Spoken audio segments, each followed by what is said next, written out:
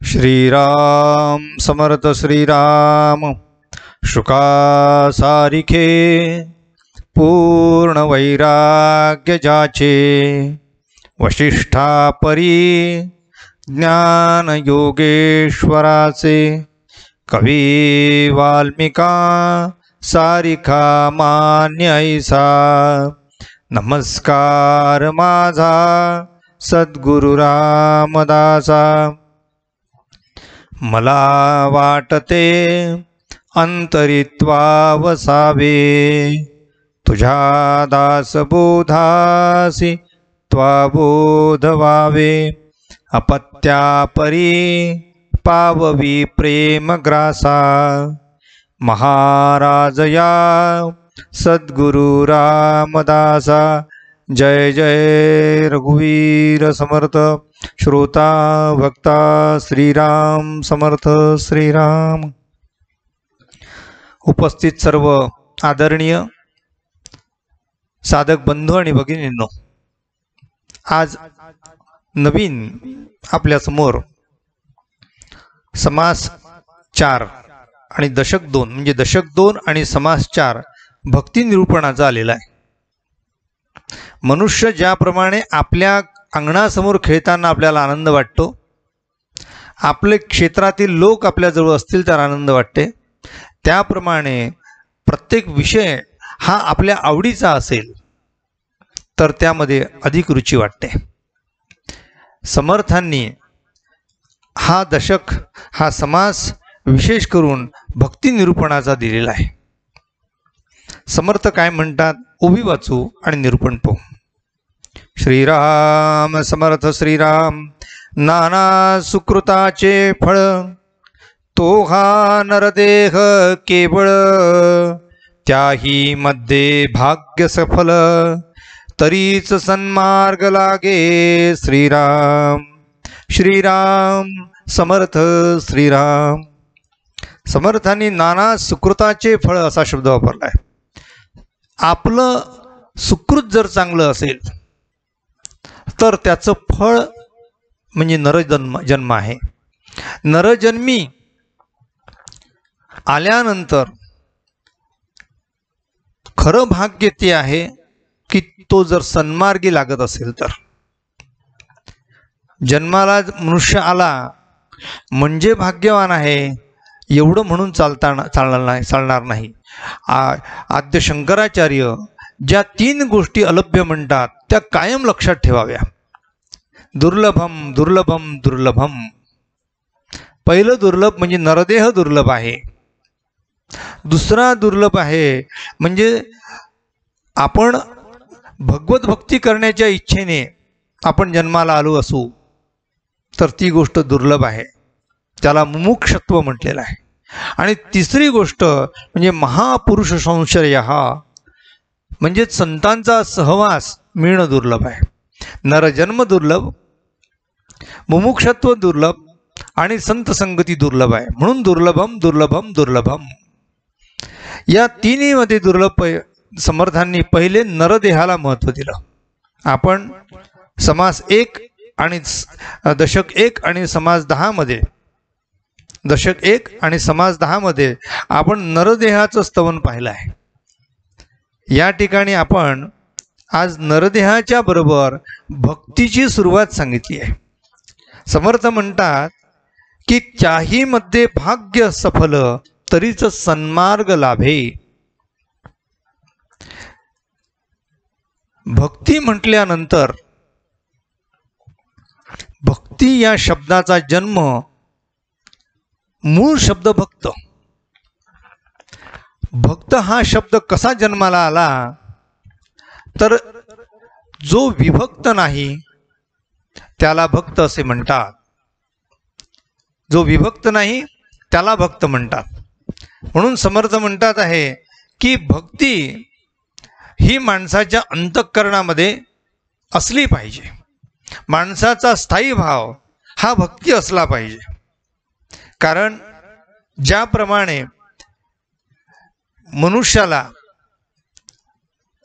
म्हणजे श्वास घेण्यासाठी ऑक्सिजनची गरज आहे, त्याप्रमाणे भगवंताकडे जाण्यासाठी त्याला भक्तीची आवश्यकता आहे. भक्तीविना मुक्ती शक्य नाही आहे. ती भक्तीविना मुक्ती शक्य नाही. आणि म्हणून समर्थ म्हणतात आहे की भक्तीशिवाय माणसाचा तरणोपाय नाही. माणसाचा क्रमविकास तो कसा होत असतो तर पहिले सगुण भक्ती. समर्थांनी म्हटलं आहे भक्तिपंथीची जावे. म्हणा सज्जना भक्तिपंथीची जावे. ची जावे या शब्दाचा अर्थ भक्तिपंथालाच जावं, इतर पंथाला जाऊ नये. इतर पंथ असतील पण दुसरं पंथ न पकडता आपण भक्ती मार्ग कारण भक्ती मार्ग हा सर्वात सोपा आहे. आमचे तुकाराम महाराज म्हणतात चाल केलासी मोकळा, बोल विठ्ठल वेळोवेळा. काही करू नका, फक्त परमेश्वराचं नाम घ्या. समर्थांनी सुद्धा यावर महत्त्व दिलेलं आहे. नाथ असं म्हणतात सहज स्वरूप स्थिती तया नाव भक्ती. आपली सहजता असली पाहिजे, आग्रही भूमिका नाही, सहज स्थिती असली पाहिजे. एक अनौपचारिक, एक औपचारिक आणि तिसरं अभ्यस्त अशा 3 प्रकारचे अवधान सांगितलेली आहे. पहिलं अवधान आहे औपचारिक, दुसरं अवधान आहे अनौपचारिक आणि तिसरं अवधान आहे त्याला अभ्यस्त अवधान असं म्हणतात.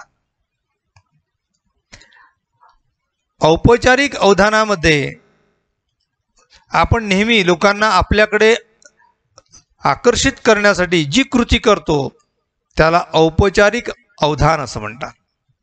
लोक हो ऐका मी काय सांगतो ते, मुलांनो इकडे लक्ष द्या, हे सगळे औपचारिक अवधान आहेत. पण अनौपचारिक अवधान अचानक बाहेर जर काही एखादे आवाज आला तर आपण चटकन तिकडे पाहतो, त्याला अनौपचारिक अवधान म्हणतात. अट्रॅक्ट होतो त्याच्याकडे. पण तिसरं अवधान जे आहे ते सर्वात महत्त्वाचं अवधान आहे, त्याला अभ्यस्त अवधान म्हणतात. प्रसंग सांगतो. आपण बसने निघालेलो आहे, आपण खिडकीजवळ बसलेलो आहे आणि बस जात असताना आपल्या मनामध्ये कुठलाही विचार नाही आहे, कुठलंही चिंतन नाही आहे, कुठलाही भाव नाही आहे, कुठलीही भक्ती नाही आहे, कृती सहज चालू आहे. आपण बसलेलो आहे, आपली नजर बसच्या बाहेर गेल्याबरोबर खिडकीतून आपल्याला देऊळ दिसते.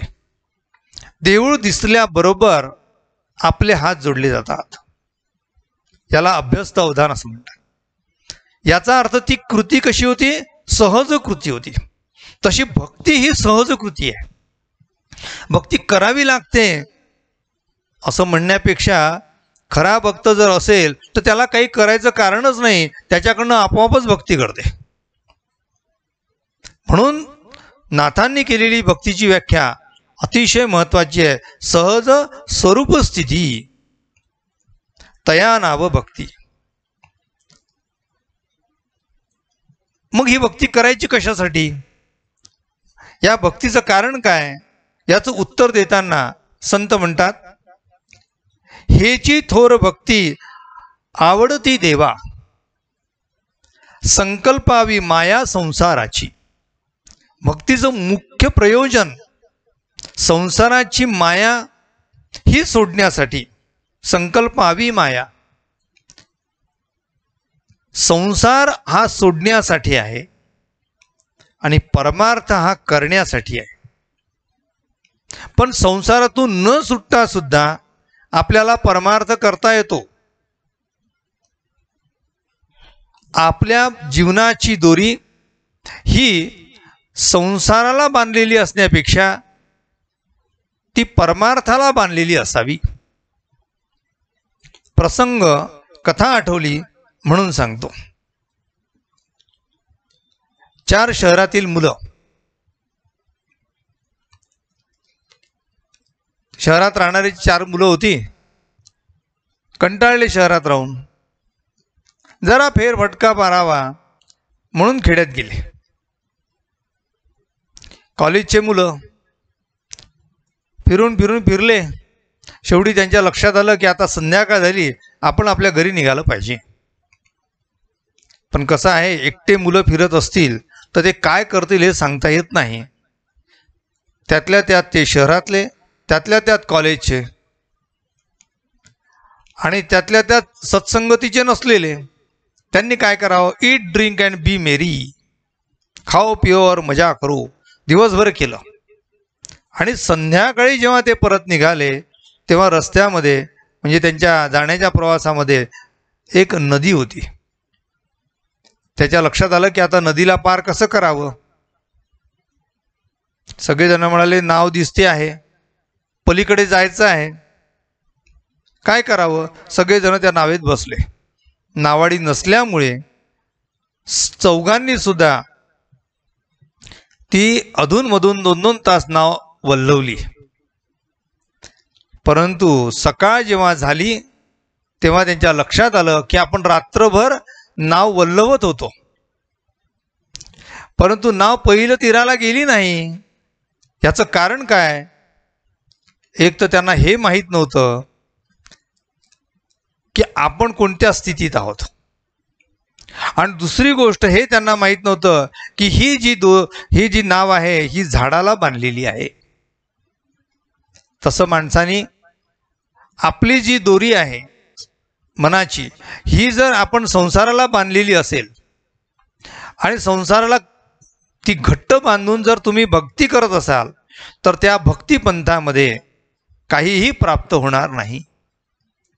म्हणून असं म्हणतात की संसार हा दाईसारखा करावा आणि परमार्थ हा आईसारखा करावा. ज्याप्रमाणे आई आपल्या मुलांवर प्रेम करते तसं जीवाने प्रेम हे परमार्थावर करावं. दाई मुलाचा संगोपन करते, त्याला दूध पाजते, झोपवते, त्याचे लाड पुरवते, त्याला रडू देत नाही, हे पूर्ण काळजी दाई घेत असते. तसं आई सुद्धा घेते. पण आईच्या मध्ये माया आहे, प्रेम आहे, सद्भावना आहे, हे मूल माझं आहे याची तिला कल्पना आहे. या भावातून त्या मुलाला ती वाढवते. तसं आपण आपला परमार्थ या सगळ्या प्रेमातून भावातून तो मोठा केला पाहिजे. ही भक्ती जर तिथे जोडलेली असेल कुठे? परमार्थाला, तर माणसाच्या जीवाला शेवटी समाधान मिळेल, त्याला खऱ्या अर्थाने शांतता मिळेल. आणि म्हणून समर्थ म्हणतात की बाबा नरदेह तर प्राप्त झाला मान्य, कारण त्याच्यासाठी तू सुकृत केलं. कारण म्हटलंय समर्थ, नाना सुकृताचे फळ तो हा नरदेह केवळ, त्याही मध्ये भाग्य सफल तरीच सन्मार्ग लागे. आपल्याला जर सन्मार्ग म्हणजे सत्संगती, चांगल्याची संगती जर मिळत असेल तर त्यापेक्षा आपलं भाग्य जास्त चांगलं आहे असं म्हणतात. म्हणजे नरदेहाच्या पेक्षाही जास्त नरदेह तर पाहिजेच, कारण नरदेहाशिवाय माणसाला गतीच नाही. नरदेह हाच तर मुळामध्ये एक कर्मविकास आहे. जसं अमिबा हा एक पेशी प्राणी आहे, तो एकपेशीतून तो हळूहळू मनुष्यत्व जर त्याने प्राप्त केलं असेल तर त्याला त्याच्या शरीरामध्ये लाखो पेशी आलेल्या आहेत. त्याचा एक तो संचय आहे, त्याचा तो एक क्रमविकास आहे. त्याप्रमाणे माणूस जर नरदेहात असेल तर नरदेहातून त्याला परमेश्वर देह प्राप्त व्हावा असं वाटत असेल, म्हणजे मनुष्यातून त्याला जर मुमुक्षत्व प्राप्त करून घ्यायचं असेल, मनुष्यातून जर त्याला देवत्वाकडे जायचं असेल तर त्याला एकमेव मार्ग सर्व संतांनी, सर्व ग्रंथांनी, सर्व शास्त्रांनी एकच मार्ग सांगितला आहे, तो म्हणजे भक्ती. म्हणून मना सज्जना भक्तिपंथेची जावे, तरी श्रीहरी पाविजे तो स्वभावे. इथे सहज शब्द आलाय, समर्थाने स्वभावे शब्द वापरलाय. सहज प्राप्त होतो, काही करायची गरज पडत नाही, काही सांडावे लागत नाही, काही मांडावे लागत नाही, फक्त एक करावं लागते. काय करावं लागते? आमची तुकोबाराय म्हणतात त्याप्रमाणे, चाल केलासी मोकळा, बोल विठ्ठल वेळोवेळा. परमेश्वराचं मुखामध्ये नाम हे जर सदैव असेल तर आपण आपलं जीवन खऱ्या अर्थाने धन्य करू शकू. काम करण्या पहा, अनेक संतांनी आणि अनेक शास्त्रांनी वेगवेगळे आपले विचार मांडले. पण त्यांचा सगळ्यांचा गंतव्य मार्ग मात्र एकच आहे, ती भगवत भक्ती. म्हणून नारदांनी भगवत भक्तीचं वैशिष्ट्य सांगताना आपल्या नारद भक्ती सूत्रामध्ये काही महत्वाची सूत्र सांगितलेली आहेत. ते म्हणतात आहे, सा तस्मिन परम प्रेमा,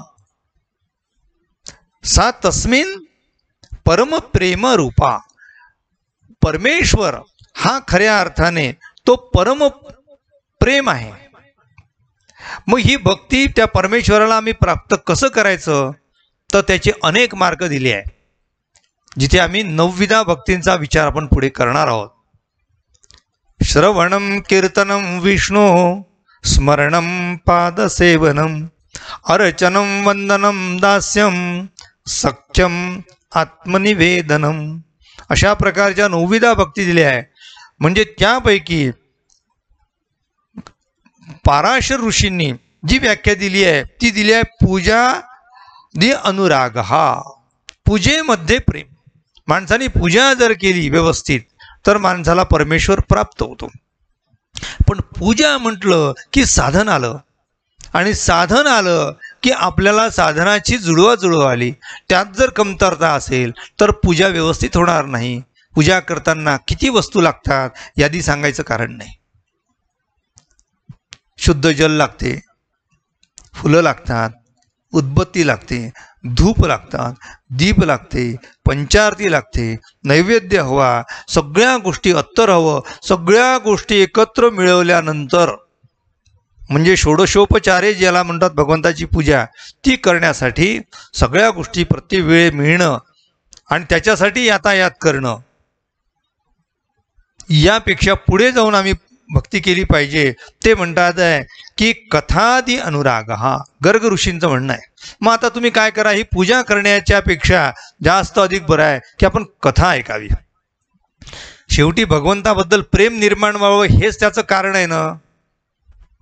मग भगवंताबद्दल प्रेम कधी निर्माण होईल, भगवंताच्या कथा श्रवण केलं तर.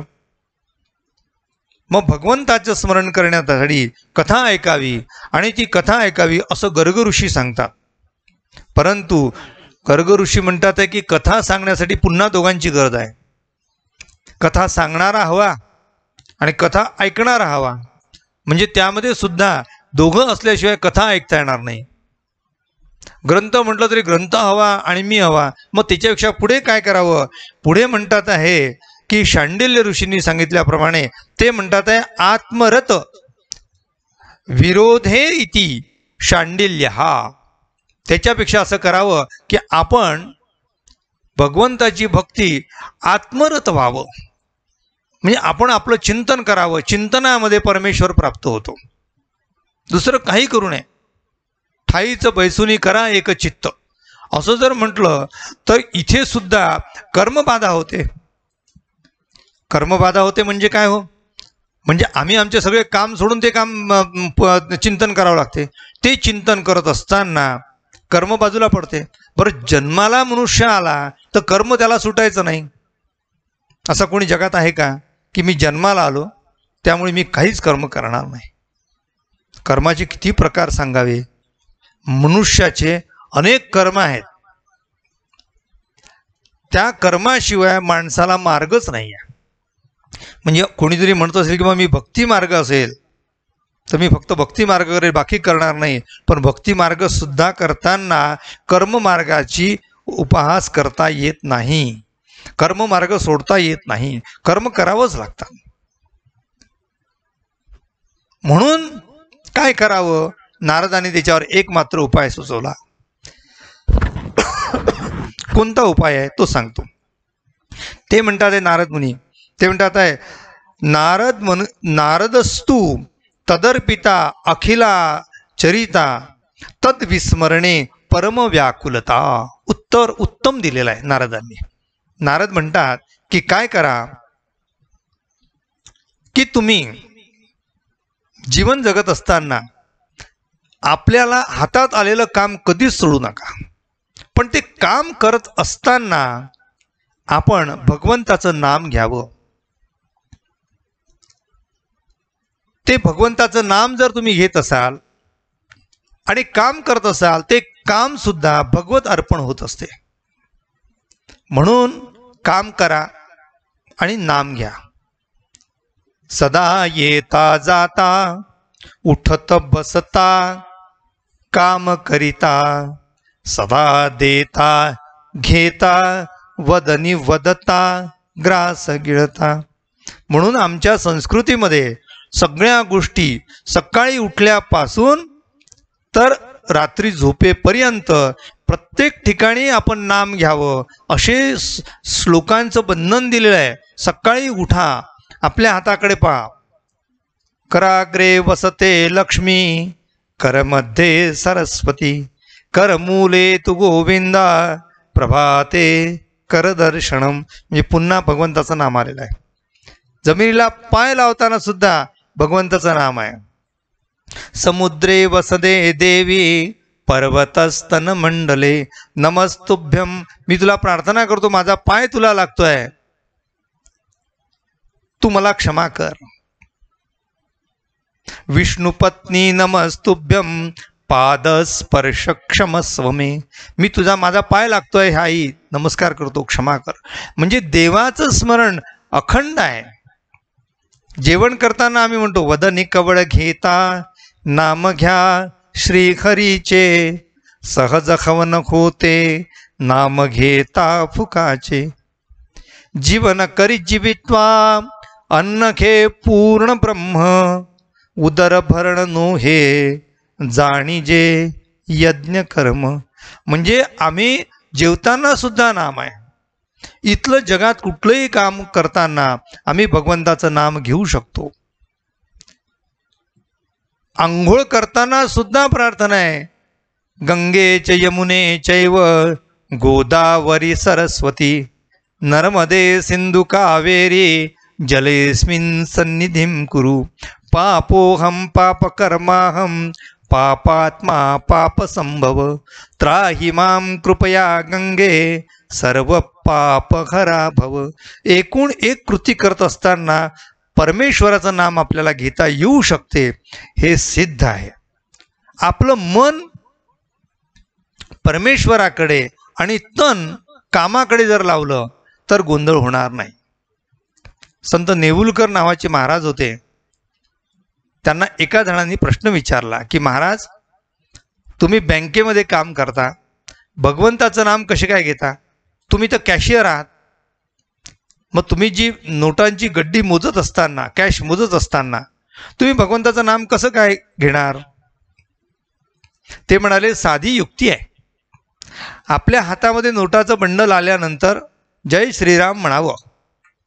सुरू करताना श्रीरामाचं नाव घ्यावं. आरंभी नमस्कार करावा, देवाचं नाव घ्यावं आणि गड्डी मोजावी. 100 मोजणं झालं की शेवटचं 100 झालं की बाजूला टाकताना जय श्रीराम म्हणावं. 2 मध्ये केलेली कृती ही भगवत नामामध्ये मोडते. झोपताना जर आपण भगवंताचं नाम घेतलं तर रात्रभर आम्ही जितके श्वास घेतले तितके प्रत्येक श्वास भगवंत अर्पण होतात. सकाळी उठताना नाम घ्या. आरंभी आणि शेवटी मधला काळ जो पूर्ण आहे तो भगवत नामामध्ये जाऊ शकतो. आणि हे करण्यासाठी माणसाला परमेश्वराची कृपा लागते, त्यासाठी मुमुक्षत्व लागते, त्यासाठी नरदेह लागतो, त्यासाठी सत्संगतीची गरज असते. म्हणून समर्थांनी या समासामध्ये, 4थ्या समासामध्ये भक्तीचं महत्त्व सांगितलेलं आहे. आपण 5 ओवी पाहणार होतो, पुढे वाचतो. नरदेही विशेष ब्राह्मण, त्यावरी संध्या स्नान, सद्वासना भगवज्जन, घडे पुण्य पूर्व पुण्ये श्रीराम. भगवत भक्ती हे उत्तम, त्याही वरी सत्समागम, काळ सार्थक हाची परम, लाभ जाणावा श्रीराम. प्रेम प्रीतीचा स्वभाव आणि भक्तांचा समुदाव, हरी कथा महोत्सव तेने प्रेमादुणावे श्रीराम. आता जितकं बोललो ते सगळं समर्थांनी आपल्या शब्दात सांगितलं आहे.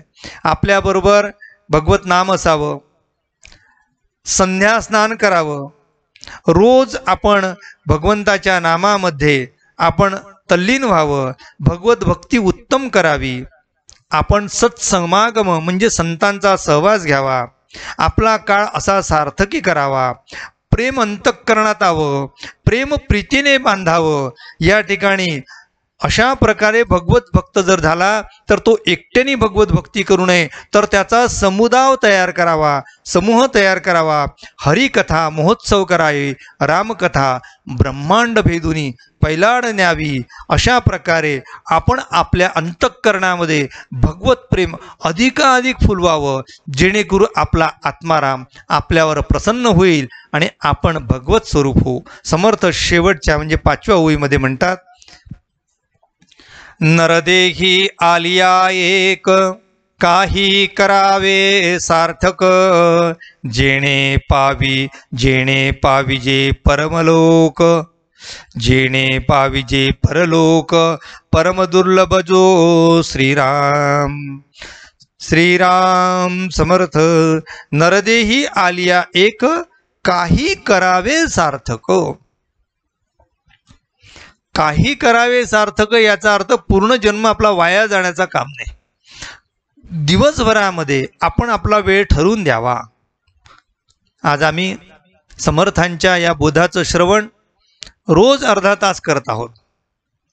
हे अर्धा तास याचा अर्थ काही करावे सार्थक।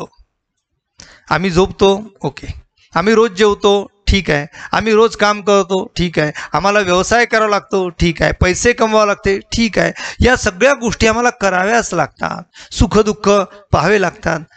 सगळ्या गोष्टी करत असताना आम्ही भगवत नाम कधी घ्यावं या प्रश्नाचं उत्तर, आम्ही आमची साधना दिवसातून कमीत कमी एकांतामध्ये 1 तास असावं।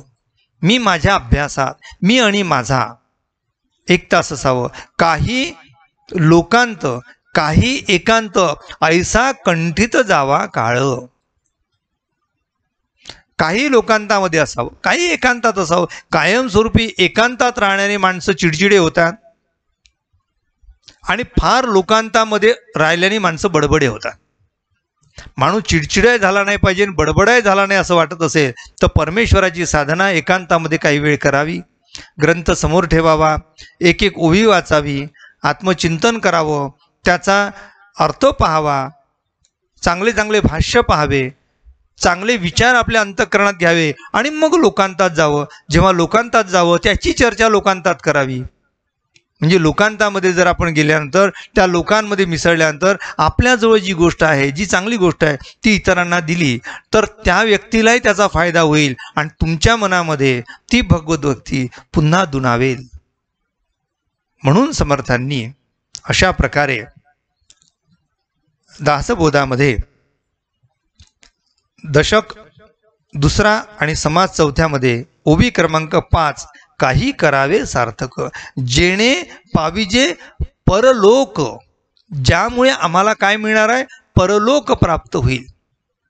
चांगलं जर आम्ही केलं तर आम्हाला परलोक मिळेल आणि त्या परलोकामध्ये आम्हाला नरकवास न भोगता आम्हाला स्वर्गवास भोगता येईल। उत्तम कार्य केलं तर आपलं पुण्य गाठी पडते आणि पुण्य जर असेल तर आपला उत्कर्ष होतो। आणि पुन्हा सांगितलं, पुण्य हा शब्द आपण करत असताना प्रत्येक कृती ही भगवत अर्पण करत राहिले तर त्या कृतीला काहीतरी वैशिष्ट्य निर्माण होईल आणि ती कृती भगत अर्पण होईल, ती वाया जाणार नाही। आणि म्हणून समर्थांनी पुढे अजून सांगितलेलं आहे, परम दुर्लभ जो, परलोक हा परम दुर्लभ आहे। कसा आहे, काही दिवस आपण राहणार आहोत, कायम आपलं वास्तव्य नाही, पुन्हा आपल्याला घरी जायचं आहे, सगळ्यांना जायचं आहे। मग जाण्यापूर्वी आम्ही ज्या कारणासाठी इथे आलो आहे ते कारण सार्थक झालं पाहिजे। ते कारण म्हणजे नरदेह धन्य करणे। भगवत भक्तीशिवाय नरदेह धन्य होणार नाही। म्हणून आपण सर्व भगवत भक्तीला आपण सादर प्रणाम करू आणि सर्वजण भगवत भक्ती करू। समर्थांनी या भक्तीच्या निरूपणामध्ये अशा प्रकारचा वर्णन केलेलं आहे। आपल्या सर्वांच्या हृदयस्थ असलेल्या परमेश्वराला अभिवादन करतो आणि आजची प्रवचन सेवा इथे थांबवतो। उपासनेला दृढ चालवावे, भूदेव संतासी सदा नमावे, सत्कर्मयोगे वय घालवावे, सर्वामुखी मंगल बोलवावे। जय जय रघुवीर समर्थ, भारत माता की जय। श्रोता वक्ता श्रीराम समर्थ श्रीराम।